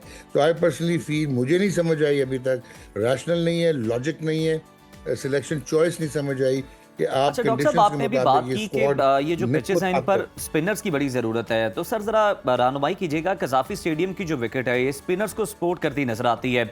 आमतौर पर नेशनल स्टेडियम की पिच फास्ट बॉलर को सपोर्ट करती है, या फिर वो भी स्पिनर्स को सपोर्ट करेगी? देखें, जो नेशनल स्टेडियम कराची है, अब उसकी बहुत डायनामिक्स चेंज हो चुकी हैं। आज से 20-25 साल पहले वहाँ पर रिवर्स स्विंग और फास्ट बॉलर्स और सेकंड सेशन और हवा जिस तरह होती थी, अंडर करंट जिस तरह उसका आर्किटेक्चर था, फास्ट बॉलर्स को सूट करती थी। अभी वो कदरे बेहतर है लाहौर से अगर हम कंपेयर करें फॉर फास्ट बॉलर्स, लेकिन अगेन वो जाती है स्लोअर साइड पे, और सेकंड इनिंग्स में बॉल आना और रन्स होना वहाँ पे मुश्किल होते हैं। You need slow bowlers and you need quality slow bowlers वहाँ पे, अगर आपने रन्स रोकने हैं और मिडिल में आके आपने विकेट्स लेनी है। बिल्कुल ठीक। डॉक्टर साहब, मैच में टॉस का किरदार इंतहाई अहम होता है। एज ए एक्सपर्ट आपसे जानना चाहेंगे, क्योंकि आपके ओपिनियंस हमारे लिए बहुत ख़ास है और आप हमेशा हमारी रहनुमाई करते हैं, आपको क्या नज़र आता है कि पाकिस्तान को पहले बैटिंग करने का फ़ायदा होगा या बॉलिंग करने का फ़ायदा होगा? देखें, आज का जो मैच है ना, एक तो आप साइकोलॉजिकल एडवांटेज देखें तो आप साउथ अफ्रीका को साउथ अफ्रीका में हरा के आए हुए हैं 3-0, लेकिन वो आप जब हराया तो वहाँ पे साइम अयूब का बहुत बड़ा एक रोल था। एक मैच में शाहीन ने बॉल रिवर्स हुआ आउट किए, एक में आगा बॉल स्किड कर रहा था आउट किए, लेकिन वो तो कंडीशंस फ़र्क थी। सेकंड जो इंपॉर्टेंट चीज़ है, अभी साउथ अफ्रीका की फुल कंप्लीट लाइनअप नहीं है, जिसमें एरन मार्करम, वैंडरसन वगैरह ये नहीं है। टॉमी आज जॉर्जी ज़रूर खेलेंगे, लेकिन fully equipped South Africa batting lineup नहीं है। ठीक है। तो I personally feel you just bat first, score runs and then restrict them and not allow them to carry forward the target. तो बेहतर ये होगा कि आप बैटिंग करके पैन आउट करके देख लें अहेड ऑफ चैंपियंस ट्रॉफी कि आपकी स्ट्रेंथ क्या है, क्योंकि आपके पास अनफॉर्चुनेटली मिडिल ऑर्डर बैटिंग भी आपकी टेस्टेड नहीं है। चाहे वो तैयब ताहिर है, he is new to cricket, quality सिंक करता है या नहीं करता। सलमान अली आगा आपको बीच में नज़र आएगा। साउथ शकील एक ऐसा बंदा है जो आपको लेके चल सकता है। अब एक बड़ी बात करने जा रहा हूँ, हमने खुशदिल शाह को भी क्रिटिसाइज कर दिया, तैयब ताहिर को भी कर दिया, स्पिनर का ना होना, एक ओपनर का होना या ना होना, लेकिन शाहीन शाह अफरीदी, नसीम शाह ने पिछले मैच में 158 रन दिए थे जी, 20 ओवर्स में 158। और अगर आपके मेन फास्ट बॉलर्स आउट नहीं करेंगे, उसके बाद आपके मेजर बैट्समैन बाबर आजम, जिनकी एवरेज नंबर 3 पे खेलते हुए 60.13 है, दुनिया की बेहतरीन एवरेज है, आज 33 रन और करते हैं, फास्टेस्ट टू 6000 हो जाएंगे। मैंने क्या करना है अगर वो मैच नहीं जिता रहे, वो रन नहीं कर रहे, रिजवान ने परफॉर्म नहीं किया, तो जब तक आपके ये 4 बड़े प्लेयर्स ये स्कॉट फ्री नहीं जाने चाहिए। दे हैव फेल्ड पाकिस्तान दस फार। अगर ये परफॉर्म करेंगे तो लड़के नीचे से आके फिर कुछ वो इनको सपोर्ट कर पाएंगे। बिल्कुल, इनकी परफॉर्मेंस का उन लड़कों पर भी असर पड़ेगा। डॉक्टर साहब, ये भी ज़रा बता दें कि ट्राई नेशन सीरीज़ में कौमी टीम की जो कारकर्दगी है, इसका चैंपियंस ट्रॉफी के मैचेस पर कितना असर पड़ेगा, कितना मोराल हाई होगा, डाउन होगा? क्योंकि 19 फरवरी को इसी ग्राउंड में चैंपियंस ट्रॉफी का इफ्तिताई मैच पाकिस्तान और न्यूजीलैंड के दरमियान ही खेला जाना है। अच्छा, आपने ये बहुत बड़ा ज़बरदस्त सवाल किया जी। शायद आप 1-1.5 दिन पहले पूछते तो मेरा जवाब फर्क होता। एक तो ऑस्ट्रेलिया की टीम इस चैंपियंस ट्रॉफी में आधी रह गई है। उनके तो ना पैट कमिंस आ रहे हैं, ना जॉश हेजलवुड आ रहे हैं, ना मिचेल मार्श हैं, ना उनके मार्कस स्टोइनिस हैं। आज मिचेल स्टार्क ने भी विदड्रॉ कर लिया, तो उनकी तो टीम हो गई बहुत हल्की। इंडिया के जसप्रीत बुमराह नहीं होंगे, पाकिस्तान के साइम अयूब नहीं होंगे। लेट्स होप हमारे जो हैं हारिस फिट हो जाएं।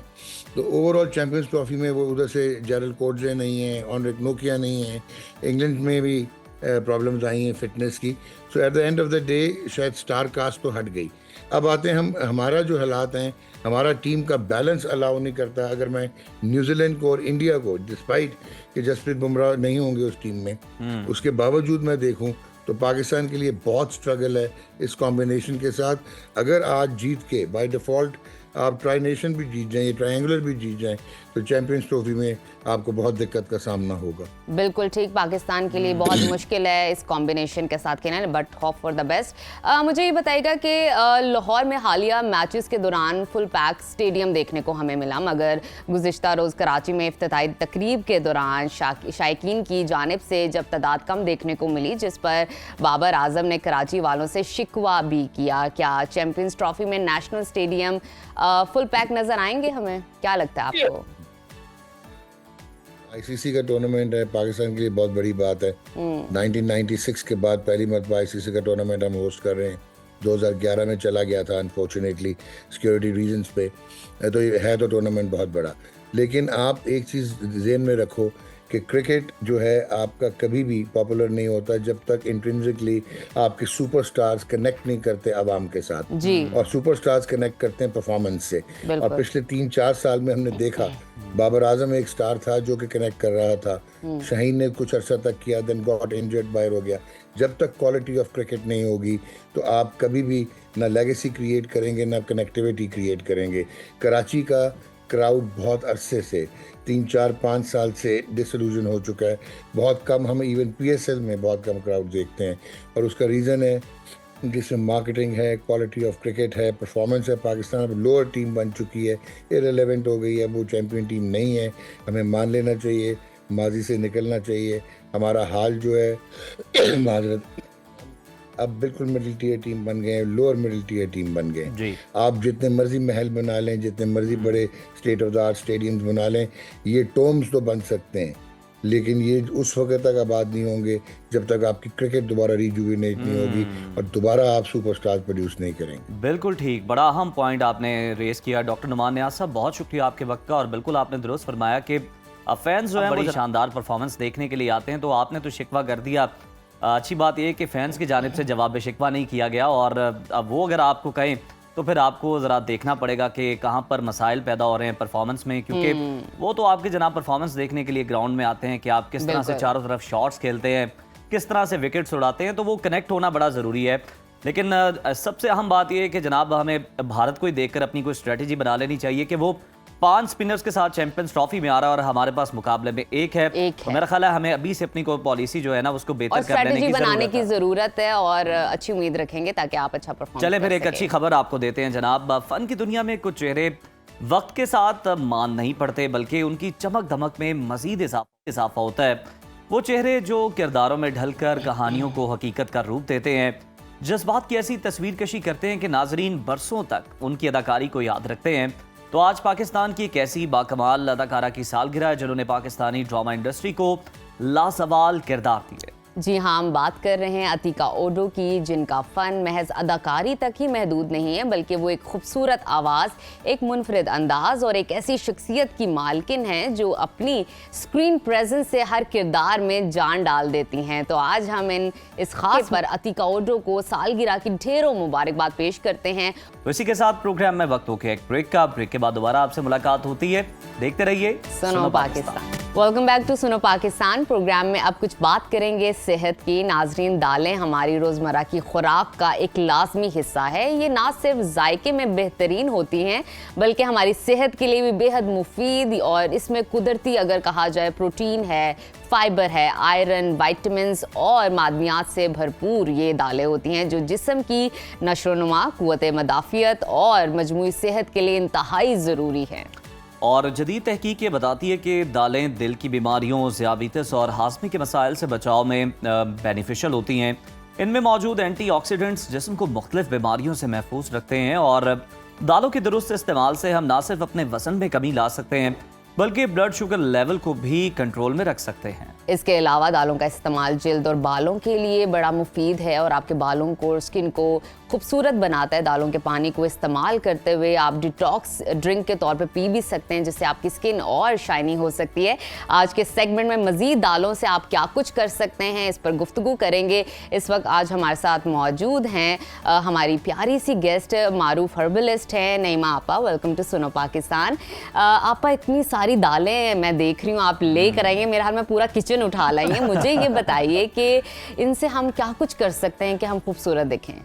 सबसे पहले तो मैं बता दूं, इतनी सारी दालें, अस्सलाम वालेकुम पहले सबको, ठीक है। आप लोगों का बहुत शुक्रिया, आप लोगों ने जो दालों की अहमियत को उजागर किया, ठीक है। दालें आ रही हैं, बड़ी ज़रूरी हैं। हाँ, बहुत नहीं, ये हर मौसम में बहुत ज़रूरी अच्छा। है। पहले क्योंकि बदनामगी थी ये कि हालात कैसे चले जी, दाल रोटी चल रही है, ठीक है। ये एक सिंबल बन गया था। अब तो दालें भी बहुत महंगी हैं। अब तो दालें भी बहुत महंगी, एग्जैक्टली मैं यही कहने लगी थी कि अब तो दालें भी बहुत महंगी। जमात इस्लामी के साबिक अमीर ने क्या खूबसूरत मिसाल दी थी ना, उन्होंने कहा दालें माश अब दालें बदमाश बन चुकी है। बदमाश बन चुकी है क्योंकि हमारी अपनी है ना, बदमाशी तो हमारी अपनी है कि हमने अपने इलाकों से खत्म करके हम इंपोर्ट करते हैं। Yes. तो महंगी हो गई, गरीब की पहुंच से तो वैसे ही दूर हो गई है ये। तो कहती है दाल रोटी, अब मैं कहती या तो सारे गरीब हो गए या सारे अमीर हो गए, क्योंकि अब अमीरों को भी दाल ही पीनी पड़ती है। जिस तरह आपने बताया ना कि डिटॉक्स करने के लिए, अपनी स्किन को अच्छा करने के लिए ये दालें जो हैं, ये आजकल मेरी इनसे बहुत दोस्ती है क्योंकि मैंने, हाँ जी, मैंने बताया ना, क्योंकि मैं एक डायबिटिक पेशेंट थी लेकिन मैंने अपने आप को कंट्रोल किया हुआ इन्हीं चीजों से। हमारे नाजरीन की भी दोस्ती कराइए, कोई टिप बताइए। बिल्कुल बिल्कुल, मैंने बताया ये सारी जितनी दालें आप लोगों को नजर आ रही है ना, इसके अंदर इन सारी दालों का आटा बनवाएं। जिनको क्रेविंग होती है ना कि हम रोटी खाएं या हम पराठा खाएं, मैं भी खाती हूँ रोटी, लेकिन मैं इन दालों के आटे की रोटी खाती हूँ। अच्छा। हाँ जी, इन दालों के आटे की रोटी खाती हूँ, बहुत अच्छी रोटी बनती है, लाइट वेट, क्योंकि इसके अंदर प्रोटीन है। हमने कार्बोहाइड्रेट्स को अपने अंदर इतना पा लिया कि हमने अपना लाइफस्टाइल खराब कर लिया, जिसकी वजह से हमें ये डिजीज लग रहे हैं। ये सारी जो दालें इनके अंदर, इसके मिक्सर के इसका आटा बनवा लेते हैं और इसके साथ रोटी बनाना उतना ही आसान है जितने आम आटे की बनती है। इजीली रोटी बन रही है क्योंकि पता है कि हमने ना नेचर से अपने आप को दूर कर लिया। वो जो हम खाते थे ना कार्बोहाइड्रेट्स, वो 70s तक ठीक था, वो जो हमारे बाप दादा ने खाया था, ठीक है ना, वो बाप दादा ने जो खाया था वो खालिस भी था और वो उस वक्त हल चलाते थे, मेहनत करते थे। अब हम बैठ के कार्बोहाइड्रेट्स की वजह से तो हमें इन्फ्लेमेशन हो गई, इन्फ्लेमेशन की वजह से ये सारी बीमारियों ने जन्म लिया है। तो ये है कि हमें नेचर की तरफ वापस आना पड़ेगा। बेशक ये वो उतनी खालिस दालें नहीं है, एटलीस्ट इनके अंदर प्रोटीन है। कार्बोहाइड्रेट्स जो है वो ना होने के बराबर है। कार्बोहाइड्रेट्स ही असल बुनियाद जो बन रही है, कार्बोहाइड्रेट्स बन रही है बीमारियों की बुनियाद। जो कहते हैं ना, एक मिथ है कि कहते हैं कि दालें खाने से यूरिक एसिड होता है, तो मैं इसको ऐसे कहूंगी कि यूरिक, आप इसके साथ में किसी भी चीज की ज्यादती अच्छी नहीं, ठीक है, किसी भी चीज की ज्यादती अच्छी नहीं। लेट्स से अब मैं भी दालों की रोटी खाती हूँ, लेकिन फिर मैं पुदीने की चटनी के साथ खाती हूँ। अच्छा। हाँ जी, पुदीने की चटनी ले ली, दही ले ली, इस तरह की चीजें, इसके अंदर ग्रीन चिली वगैरह मैंने डाल ली है, ठीक है। ये चीजें, अभी हम कार्बोहाइड्रेट्स लेते हैं, साथ में रोटी लेते हैं, ठीक है। रोटी के साथ या हम चावल लेते हैं, पक्के हुए चावल, या तो चावलों का स्टार्च आप निकाल दें, चावलों को उबाल लें, तो चलो आम नॉर्मल बंदे के लिए, हमारे लिए वो भी नहीं, ठीक है। तो फिर आप उसके साथ दाल खाएं तो फिर क्यों होगा आपको यूरिक एसिड? यूरिक एसिड नहीं होता। इस तरह ये बस क्या है कि हम अपने खाने के स्टाइल को ठीक नहीं करते, हम अपने खाने के स्टाइल से दूर होते जा रहे हैं। ये तो इतनी प्यारी चीजें मैं बताती हूँ, जब से मैंने ये खाना स्टार्ट किया मेरे घुटनों का दर्द खत्म हो गया।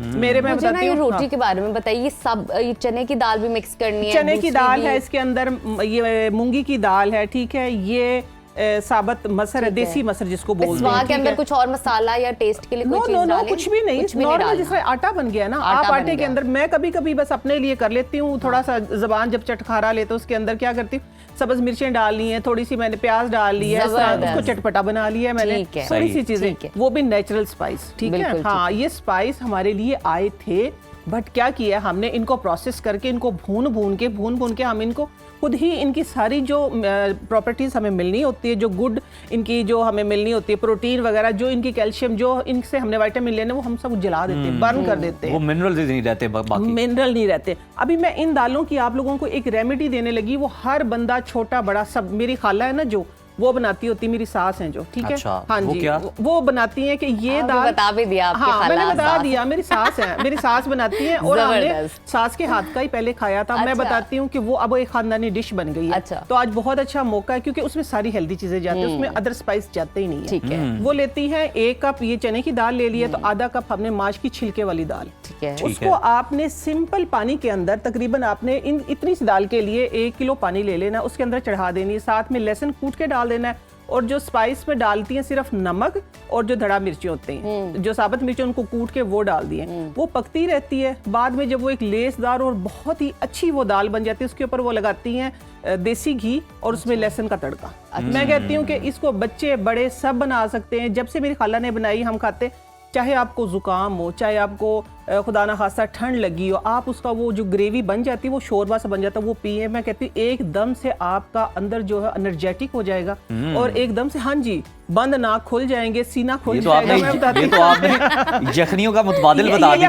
एग्जैक्टली, ये यखनी बन जाती है। हमने जब बनाया था ना, जब आंटी ने, तो जब हमने खाया, पी भी थी और खाई भी थी। मैं कहती हूँ बहुत ही टेस्टी, और ये एक ऐसी रेमेडी, इसके अंदर देखें ना प्याज गई है, ना इसके अंदर टमाटर गया, ना इसके अंदर गरम मसाला, कोई चीज़ नहीं गई है, सिर्फ ये 4 चीज़ों से एक दाल बनती है। और मैं बताती हूँ कि इतनी हेल्दी है, खाने से वो खुद जैसे माशाल्लाह एप्पल जैसी हैं, खुद माशाल्लाह इसी तरह की चीज़ें खाते हैं। हाँ जी, बहुत, इससे स्किन भी अच्छी रहती है, इससे बाल भी अच्छे रहते हैं, इससे मैं बताती हूँ कि आपकी ओवरऑल हेल्थ अच्छी रहती है, क्योंकि हम प्रोटीन इंटेक करते हैं। जब हम प्रोटीन लेते हैं तो फिर ही हमारी सेहत जो है वो सही रहती है, क्योंकि कार्बोहाइड्रेट्स को हम निकाल देते हैं अपनी जिंदगी से। कार्बोहाइड्रेट्स को जो हेल्दी लोग हैं कोशिश करें वो कम करें, और जो डायबिटिक है या खुदा ना खास्ता जो वो करीब भी ना जाएं, वो करीब भी ना जाएं, वो करीब भी ना जाएं, वो अपनी स्टाइल, जो अपनी लाइफ है उसको हेल्दी बनाएं। अच्छा जी, अब हम बात कर लेते हैं इसी माश दाल के ऊपर। माश दाल को बालों के लिए आप कैसे इस्तेमाल कर सकते हैं। माश दाल आप रात को सोक कर दें, इसका छिलके के बगैर वाली, ठीक है, छिलके के बगैर वाली माश दाल ये रखी हुई है मेरे पास, ठीक है। ये धुली हुई दाल है, ठीक है। ये तो मैंने एक रेमेडी दी है ना। ये धुली हुई दाल जो है आप रात भर इसको सोक करके रख दें, और सुबह इसको पेस्ट बना के इसको एक बॉयल करें। अगर आप वैसे ही लगाएंगे ना तो बालों में चिपक जाएगी, उतरेगी नहीं। एक दफा इसको उबाल लें, उबाल के जो उसको ऊपर का निकलेगा ना पानी लेसदार, मैं कहती हूँ बालों में 10 से 15 मिनट लगा के आप बाल वॉश करें, किसी कंडीशनर की नहीं जरूरत। मैं कहती हूँ इतने हेल्दी बाल हो जाएंगे आपके। बालों के लिए बेहद हम कई एक शैम्पू इस्तेमाल करते हैं जिनमें हमें प्रोटीन है इसके अंदर, ये कुदरती प्रोटीन हमारा, ये कुदरती प्रोटीन है। अच्छा जी, फिर आते हैं हम इसकी तरफ, ये देखें, ये खूबसूरती की जामिन है, ठीक है। अच्छा, हाँ जी, बेसन को देखें ना, बेसन को कहा गया है ना सदियों से, हमारी माएँ, फिर माओं की माएँ, फिर हमारी पता नहीं नस्लों से ये बेसन जो हम इस्तेमाल करते थे खूबसूरती के लिए, खूबसूरती के लिए हम इस्तेमाल करते हैं। लेकिन हमने क्या किया, इसकी टाइप चेंज कर दी, बट बेसन की बेसिक तो वही रही है ना। ये खूबसूरती का जामिन है। इसके साथ उपटन के तौर पे भी यूज किया जाता है। नहीं, इसके साथ मैं बताती हूँ कि इसको दही में मिला के जिस तरह हम फेस पे लगाते हैं ना, आप उसी तरीके से बालों में लगाएं। बालों? जी जी जी, जिनकी ऑयली स्कैल्प है ना, जिनके बहुत ज्यादा ऑयली स्कैल्प है, आप बालों में लगाएं इसको। बालों में लगाने के बाद इसको आप वॉश करें। मेरी नानी अम्मा करती थी, मेरी नानी माँ कहती थी छाछ नहीं होती जो लस्सी जो होती है Yes, उसके yes, नीचे वाला जो पानी उतार के उसका जो थिक जो होती थी छाछ, उसके अंदर मुल्तानी मिट्टी डालती थी, बेसन डालती थी, जब ऑयली स्कैल्प होती उनके अंदर लगा के आधे घंटे के बाद वो सर वॉश करती थी। मैं बताती हूँ अल्लाह गरी के रहमत करे दुनिया से चली गई है माशाल्लाह, 102 साल उनकी उम्र थी। इन्हीं नेचर के करीब रह के नेचुरल चीजें खाती थी। मजाल है कि हम उनको इतना ऊपर दे दें, नहीं वो कहती थी नहीं इतना खाना है तो बस इतना ही खाना है। खाने के लिए जीने के मिकदार भी बहुत जरूरी है, जीने सही के में। लिए खाना है, खाने के लिए नहीं जीना हमने ऐसे। मैं बताती इतने इतने बाल थे उनके अल्हम्दुलिल्लाह। मैं यही चीजें, मैं तो आज इतनी खुश हूँ जब अब मुझे पता चला ये कि दालों का दालों टॉपिक पे है। बात कर रहे टॉपिक हैं। मैं बताती फेवरेट टॉपिक है मेरा। और इसके अंदर ऐसे ऐसे खजाने छुपे हैं क्योंकि मेरा तो बहुत ज्यादा कंसर्न है दालों से। मैं अपने घर में दाल, जिस तरह अब आपने जिक्र किया था दाल चावल, दाल देखिए भाई चावल, हेल्दी लोग हैं favorite। वो दाल चावल बिल्कुल खाएं, लेकिन कोशिश करें कि चावल बॉईल करके खाएं। चावल बॉईल करके उसके अंदर जीरे का तड़का लगा के, अच्छा हाँ तड़का वो लगा के खाएं। जीरे का तड़का लगाएं। वैसे मैं बताती हूँ कि आप ऑयल जो है इनसे दूर रहें, ऑलिव ऑयल अपनी जिंदगी में इस्तेमाल करें, देसी घी करें। देखिए जिस तरह ये दालें जो मैंने बताई इसके अंदर देसी घी है। देसी घी ये एक इतनी हेल्दी यूनिक रेमेडी है। बहुत कम घरों में हमारे घर में भी मेरी, मैं बताती हूँ सास ने ही बनाई थी, तो उधर से ही फिर हम बना लेते हैं। तो इसका नाम ही दादो वाली दाल है। तो यही है कि मैं अच्छा आपा ये भी बताएं कि कहा जाता है कि दालें जो हैं ये आपके खून और शुगर लेवल को मुस्तहकम रखने में बड़ा बेहतरीन रोल प्ले करती हैं। Definitely, इसके बारे में बताएं कि दालों के जरिए किस तरह से शुगर लेवल को कंट्रोल में रखा जा सकता है। मैं बता रही हूँ ना, जिस तरह मैंने पहले अपना ही जिक्र किया ना, जी, मेरी जी। दालों से दोस्ती है मिसाल क्योंकि मैंने दी आपने। दालों का आटा बनाया हुआ है, ठीक है। दालों के आटे से ही मैं रोटी खाती हूँ। लेट्स से कभी कभार मैं नहीं खाती तो मैंने ये काले चने हैं जो काले अच्छा, चने देखिए, जबरदस्त। हाँ काले चने जो हैं आप लोगों को पता है कि इसके अंदर गोश्त जो है बकरे के गोश्त के बराबर इसके अंदर प्रोटीन है। प्रोटीन हमें प्रोटीन ही चाहिए, ठीक है। यस ये चने मैं यखनी चने की बना लें आप, क्योंकि इससे एक तो ये कि इसमें इसके अंदर फाइबर है ज्यादा, फाइबर है, प्रोटीन है, मैग्नीशियम है, कैल्शियम है, सब कुछ है। एक इसके अंदर अगर कम है तो कार्बोहाइड्रेट्स है, जो कार्बोहाइड्रेट्स हमारा भट्टा बिटाते हैं। इसके अंदर दिमाग भी बंद कर देते हैं। हाँ, तो इसके अंदर जो क्रोनिक डिजीज है, जैसे एक तो हो गया ना खांसी नजला जुकाम, एक कंपाउंड होता है इसके अंदर जिसको जो क्रोनिक जो डिजीज होती है, लेट्स इस तरह डायबिटिक हो गई है, दिल की बीमारियां हो गई हैं, या जिस तरह यूरिक एसिड भी उसी में आता है, जी। इस तरह की जितनी भी हार्ट डिजीज हैं, तो उनको ये आप कह सकते हैं कि उनको ये ताकत देता है। ये कंपाउंड जो है हमारे अंदर की इम्यूनिटी को बूस्ट करता है, उसको स्ट्रॉन्ग सही। करता है, कुव्वत मुदाफियत बढ़ाता है। कुव्वत मुदाफियत जब हमारे अंदर पूरी होती है तो फिर ही हम इन बीमारियों पे कंट्रोल कर सकते हैं। कच्ची सब्जियां खाते हैं इसके साथ, कोई भी चीज़, जैसा मैंने पहले जिक्र किया कि किसी भी चीज़ की ज्यादती जो वो अच्छी नहीं होती, आप उसके साथ कॉम्बिनेशन बनाएं। कॉम्बिनेशन बनाएं। जिस तरह अब अचार है, अचार देखिए हर लिहाज से अच्छा है। अच्छा हाँ, क्योंकि उसके अंदर सरसों का तेल है, उसके अंदर ये है क्या कहते हैं अपना मेथरे हैं, उसके अंदर कलवंजी है जो सेहत के जामिन है, वेजिटेबल्स हैं उसके अंदर, सारी चीजें। आप इसके साथ अचार का कॉम्बिनेशन बनाएं, कच्ची सब्जियों का कॉम्बिनेशन बनाएं, अपने फूड के साथ सैलेड का कॉम्बिनेशन बनाइए। सैलेड मस्ट है, This is very important. और सैलेड को आप थोड़ा सा आप कहें ना कि कच्ची सब्जियां भी खाएं, कच्ची सब्जियां खाएं। बस आपने कटिंग अच्छी करनी है ताकि दिखने में भी थोड़ा टेम्पटेटिव लगे। थैंक यू सो मच, अच्छी आपका बहुत presentation शुक्रिया। हाँ, थी। प्रेजेंटेशन अच्छी होगी, खाने का भी मन करेगा। तो आपने जाना कि कॉम्बिनेशन फूड के साथ बहुत ज़रूरी है। दालों की इंपॉर्टेंस बालों के लिए, स्किन के लिए, आपकी खुराक के लिए, जहन के लिए, आपकी सोच और हर चीज़ के लिए बहुत ज़रूरी है। तो दालों को अपनी खुराक में ज़रूर शामिल रखिए। अभी नाजरीन वक्त हुआ छोटी सी ब्रेक का। ब्रेक के बाद दोबारा हाजिर होते हैं। देखते रहिए सुनो पाकिस्तान।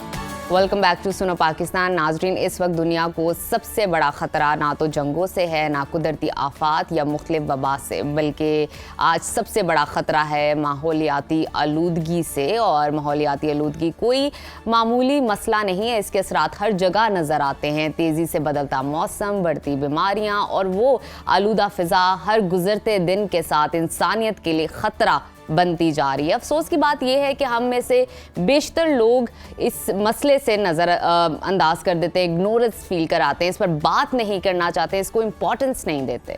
लेकिन खुशाइन बात यह है कि हमारी नौजवान नस्ल में ऐसे लोग मौजूद हैं जो ना सिर्फ इस मसले को बाखूबी समझ रहे हैं बल्कि इसके हल के लिए अमली इक़दामात भी कर रहे हैं, अपना हिस्सा डाल रहे हैं। तो आज हमारे साथ भी कैसी बाइम्मत और बासलाहियत शख्सियत मौजूद है जो कि ना सिर्फ पाकिस्तान बल्कि दुनिया भर में एक मिसाल बन चुकी हैं। हम बात करें अलीज़ा अयाज की, जो अक़वाम मुत्तहिदा की कम उम्र तरीन खैर सगाली की सफ़ीर का एजाज़ अपने नाम कर चुकी हैं। उन्होंने माहौलियाती तब्दीलियों और इंसानी सेहत पर उसके असरात के हवाले से आलमी सतह पर आवाज़ बुलंद की और अक़वाम मुत्तहिदा के मुख्तलिफ प्लेटफॉर्म्स पर पाकिस्तान की नुमाइंदगी कर चुकी हैं।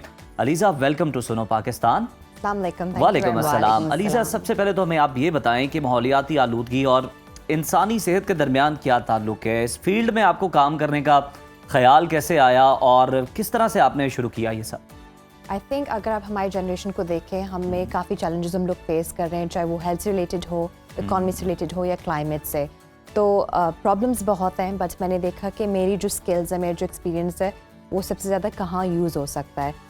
जब मैं कराची में पढ़ रही थी तो कराची से कुछ ही मील दूर बहुत से ऐसे गाँव हैं, बहुत से ऐसी कम्यूनिटीज़ हैं जहाँ पे लोग हीट वेव से बाकायदा मर रहे हैं, उन्हें खाने को नहीं मिलना, पीने को नहीं मिलना। तो this problem is at home, it's not a global problem, it's at home, it's come here. तो वो काफ़ी मेरी एक मोटिवेशन थी कि मैं इस टॉपिक पर काम करूँ। जो कि आप एयर पोल्यूशन, क्लाइमेट चेंज और हेल्थ का आप जो क्वेश्चन है, काफ़ी ज़्यादा रिलेशन है। पाकिस्तान, बांग्लादेश, इंडिया में स्पेसिफिकली 5 साल एक्सपेक्टेंसी रिड्यूस हो चुकी है एयर पोल्यूशन की वजह से, और पूरी दुनिया में हर साल 7 मिलियन लोग प्रीमेच्योरली मरते हैं एयर पोल्यूशन की वजह से। इसका मतलब ये नहीं है कि आपकी cause of death directly air pollution है, बट स्लोली वो आपकी बॉडी को डिके करती है, और स्लोली सबसे इम्पोर्टेंट चीज़ ये है। और हम ये देख सकते हैं ब्रायन जॉनसन भी इंडिया में इंटरव्यू के लिए गए थे, लेकिन he left the interview just because of that कि वहाँ पर एयर पोल्यूशन और बहुत अभी वो बुरी स्मोक थी। का लेवल वहाँ पे वो था नहीं। एग्जैक्टली। जो होता है। आगे चलते हैं, बात करते हैं। आप अलीज़ा अक़वाम मुत्तहिदा की कम उम्र खैर सगाली सफ़ीर हैं। मुझे ये बताइए कि ये सफ़र का आगाज़ कैसे हुआ, माइंड में ये कॉन्सेप्ट कैसे आया और क्या चैलेंजेस आपको दरपेश हुए? आई थिंक मेरी जर्नी एजुकेशन से स्टार्ट हुई। जब अच्छी एजुकेशन मिलती है, अपॉर्चुनिटीज़ मिलती है कि आप उसे प्रैक्टिकली अप्लाई करें, मसलन कि इंटर्नशिप्स, नेटवर्किंग, पीपल से आप इंटरव्यूज़ करें, तो आपको एहसास होता है कि जो मैं पढ़ाई कर रही हूँ वो यूजेबल भी है। ये नहीं कि सिर्फ एग्जाम दे दिया, पढ़ाई वही खत्म। ज़बरदस्त। तो जब हमें एहसास होता है नौजवानों को कि हम जो अपने काम कर सकते हैं वो लोगों के काम आएगा, एनवायरनमेंट के काम आएगा, तो हम और भी मोटिवेट होते हैं। और मैं तो ये कहना है कि अगर आपकी बेशक छोटी आवाज़ हो, बट अगर आप उसे सच्चाई से आप बुलंद करें तो लोग मजबूर हो जाते हैं उसे सुनने पे। अच्छा अलीज़ा, हमें ये बताएं कि आपकी बड़ी वर्किंग होगी माहौलियाती तहफ़्फ़ुज़ के हवाले से, पाकिस्तान को कौन से मसाइल दरपेश हैं और आपकी नज़र में उनका क्या हल है?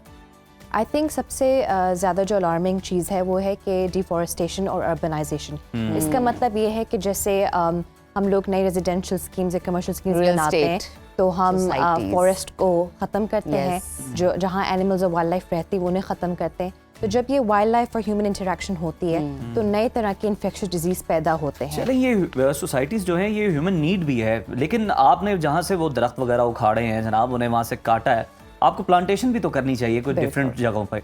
जी, आई थिंक ये साइमल्टेनियसली होना चाहिए कि ग्रोथ भी हो, क्योंकि जो ग्रीन हाउस गैसेज हैं ये नहीं कि पहले नहीं थी, बट जो ह्यूमन पॉपुलेशन उन्होंने अनफॉर्चुनेटली क्लाइमेट चेंज को एक्सेलरेट कर दिया। अच्छा, मुझे ये बताइए बतौर पाकिस्तानी आपको क्या लगता है, आपकी क्या रिकमेंडेशंस हैं कि रोज़मर्रा ज़िंदगी में हमें क्या तब्दीलियां लेकर आनी चाहिए अपनी रूटीन के अंदर, जिससे हम माहौलियाती आलूदगी को कम करने में कोई अहम किरदार अदा कर सकें? जी, आई थिंक बदलाव घर पर शुरू होता है, और अगर बहुत सी छोटी छोटी आदतें को आप मिलाएं तो एक बड़ा फ़र्क आ सकता है। इसका मतलब ये कि अगर आप स्टूडेंट हो या आप एक बूढ़े हो या आप एक एवरेज सिटीज़न हो, आपका प्रॉब्लम से ताल्लुक ज़रूर है। आप अपनी एयर पोल्यूशन कंजम्पशन देखें, कार्बन फुटप्रिंट देखें। हम सबके पास फ़ोन है, अगर हम एक मोबाइल फ़ोन एप्लीकेशन डाउनलोड करें तो उस पर काफ़ी ट्रैकर होते हैं जिस पे आप अपनी एक्टिविटीज़ डाल सकते हैं और आपको एहसास होता है अच्छा यहाँ पे मैं अपना कार्बन फुटप्रिंट कम कर सकता हूँ, मैं कपड़े कम खरीद सकता हूँ। तो बहुत सी ऐसी चीज़ें जो कि एक्चुअली कन्वीनियंट और एक्सेसिबल हैं, बट अगर हम वो एप्लीकेशन डाउनलोड कर लें, ना कि टिकटॉक पे हम काफ़ी घंटे गुजारे, तो वाकई में हम कोई चेंज फ़ौरन कर सकते हैं। अच्छा अलीज़ा, ये बताएं कि प्लास्टिक वेस्ट हो गया, एयर पोल्यूशन, क्लाइमेट चेंज जैसे मसाइल से निपटने के लिए दुनिया के जो दीगर तरक्की याफ्ता ममालिक हैं वो क्या इक़दाम कर रहे हैं, और हमें जो थर्ड वर्ल्ड कंट्री है हमें उनसे क्या सीखने की ज़रूरत है? आई थिंक बहुत सी चीज़ें सीख सकते हैं और बहुत सी चीज़ें नहीं भी सीख सकते। ज़रूरी नहीं है कि अगर कोई कंट्री ज़्यादा डेवलप्ड है वो वही प्राइम एग्जांपल है। मैं ये कहूँगी कि जैसे नॉर्वे और आइसलैंड है, दे आर गुड एग्जांपल्स। वहाँ पे उन्होंने इस तरह का लाइफस्टाइल इंटीग्रेट किया जहाँ पे सस्टेनेबल ऑप्शंस जो है ना एक्सेसिबल और अफोर्डेबल है। मसलन कि जो डाइट हैं, वेजिटेरियन ऑप्शंस हो गए या फिर आपके इलेक्ट्रिक कार्स हो गए, तो वो इंफ्रास्ट्रक्चर ओवरनाइट नहीं आता, काफ़ी सालों से उनकी गवर्नमेंट इस पे फोकस कर रही है। पाकिस्तान जैसे मुल्क पे हमारे पास काफ़ी प्रेशर है, हमारे पास हेल्थ प्रॉब्लम्स है, इकोनॉमिक प्रॉब्लम्स हैं और फिर क्लाइमेट चेंज भी आ जाता है। इवन तो पाकिस्तान का कंट्रीब्यूशन ग्लोबल इमेजेस में सिर्फ 1% है, तो सफ़र भी सबसे ज़्यादा कर रहा है। ये डिसबैलेंस काफ़ी अनफेयर है। तो मैं समझती हूँ कि पाकिस्तान को काफ़ी स्टेप अप करना चाहिए, बट साइमल्टेनियसली जो वेस्टर्न कंट्रीज़ हैं उन्हें टेक्नोलॉजी, रिसर्च और फंडिंग के तौर पे पाकिस्तान की मदद करनी चाहिए। बिल्कुल ठीक। अच्छा अलीज़ा, ये भी हमें बताइएगा कि अगर कोई नौजवान, कोई यूथ आपसे इंस्पायर होकर फर्दर इस फील्ड में पार्टिसिपेट करना चाहता है, काम करना चाहता है, तो आप उसको क्या मशवरा देंगी? मेरा मशवरा ये है कि आप देखें आप किस तरह अपनी एजुकेशन, अपनी रिसोर्सेज, अपनी नेटवर्क को यूज़ कर सकते हैं। आप लेटर्स लिख सकते हैं, रिसर्च पेपर लिख सकते हैं, सोशल मीडिया का यूज़ कर सकते हैं एक अवेयरनेस करने के लिए। मेरा ये ख्याल है कि अगर आप स्कूल में हों या यूनिवर्सिटी में या अपनी ऑफिस पे, तो आप एक मीटिंग भी कर सकते हैं इस टॉपिक पे कि किस तरह आप अपने आप को प्रोटेक्ट कर सकते हैं, अपनी फैमिली को, फ्यूचर जनरेशन्स पे क्या बर्डन आएगा। तो चाहे प्रॉब्लम अच्छी हो या बुरी हो, you have to understand that there are ways to deal with it. अच्छा अलीज़ा, हमें लास्टली ये भी बता दें, हमें पता चला आप बिजनेस कंसल्टेंट भी हैं, तो जो ख़वातीन आपको देख रही हैं बड़ी इंस्पायर हो गई होंगी आपसे, कोई उन्हें मशवरा आप देना चाहें जो वो बाइख्तियार बनना चाह रही हो, अपना कोई बिजनेस सेटअप करना चाह रही हो, कुछ भी आप उन्हें एडवाइस करना चाहें? जी, आई थिंक काफ़ी स्केरी सिचुएशन होती है कि आप खासतौर पे मेल डोमिनेटेड फील्ड में आप कोई बिजनेस स्टार्ट करना चाहें, बट आजकल बहुत से एक्सेलरेटर्स हैं, फंडिंग प्लेटफॉर्म्स हैं जो आपको फ्री मेंटोरिंग देते हैं, और साउथ ईस्ट एशिया पे ये काफ़ी फोकस है। तो please do reach out, do your research and see how you can progress. Thank you so much बिल्कुल अलीज़ा, ठीक। बहुत अच्छा लगा आपसे बात करके और बड़े अच्छे आपके प्लान्स हैं और उम्मीद है कि जनाब आप इसमें कामयाब भी होंगे। तो नाज़रीन, अब हम आपको एक बड़ी अच्छी खबर बताने वाले हैं, एक डिफरेंट सी खबर है, तो नजफ आप ही बताएं, आप शुरू करें। जी, आपको एक मज़ेदार खबर बताते हैं। वो ये है कि दुनिया में लाइव स्टॉक की सबसे महंगी नीलामी के बारे में, और ब्राज़ील में मुनक्किद होने वाली इस नीलामी में एक गाय को नीलामी के लिए पेश किया गया, और निलोर नस्ल की ताल्लुक़ रखने वाली ये गाय थी, और इसका नाम जो था विताना 19 था। वैसे तो उज़ैर, ये गाय की जो नीलामी हुई थी, आपको क्या लगता है कितने में सेल आउट हुई होगी? क्या मेरा ख्याल है करोड़ों में हो जाएगी, ज़्यादा से ज़्यादा, और क्या होगा? नहीं, मुझे ऐसा लगता है ऐसा नहीं था, बल्कि इसकी जो नीलामी थी वो इससे बरअक्स थी, और आपका ये जो गेस है बिल्कुल गलत साबित हुआ। जी, ये गाय करोड़ों में नहीं बल्कि कीमत बताएं आप। जी, अरबों में फरोख्त हुई है, और पाकिस्तानी रुपए की बात की जाए तो ये गाय 1 अरब 28 करोड़ रुपए में फरोख्त हुई। इतनी ज़्यादा कीमत, मतलब ऐसी क्या क्वालिटीज़ हैं, ऐसी क्या खास बात है इस गाय में? नजफ, ये भी तो बताए ना हमारी ऑडियंस को। देखिए, नस्ल की बात है, नस्ल जो है उसकी निलोर है, और ये जो नस्ल है ये नायाब गाय की नस्ल है। अपनी शानदार जेनेटिक्स की वजह से, अपने सफ़ेद रंग की वजह से, कद काठ की वजह से, खूबसूरत, और कंधों के ऊपर वो जो एक मखसूस कोहान होता है उसकी खूबसूरती की वजह से। खूबसूरती के पैसे हैं सारे। ऐसा ही है, आपको पता तो है, लेकिन ये ब्राज़ील में पाई जाने वाली गाय है जिसका ताल्लुक जो है भारत से है। लेकिन ये ब्राज़ील में पाई जाती है और अहम तरीन नस्लों में से जनाब ये एक बन गई है, तो कीमत सुन के मेरी तरह आप भी हैरान तो हुए होंगे। तो खैर, इसके साथ ही अब हमारा प्रोग्राम खत्म को पहुंच गया है, तो आपसे अब हम इजाज़त लेते हैं। कल दोबारा आपकी खिदमत पे हाजिर होंगे, तब तक के लिए अल्लाह हाफ़िज़।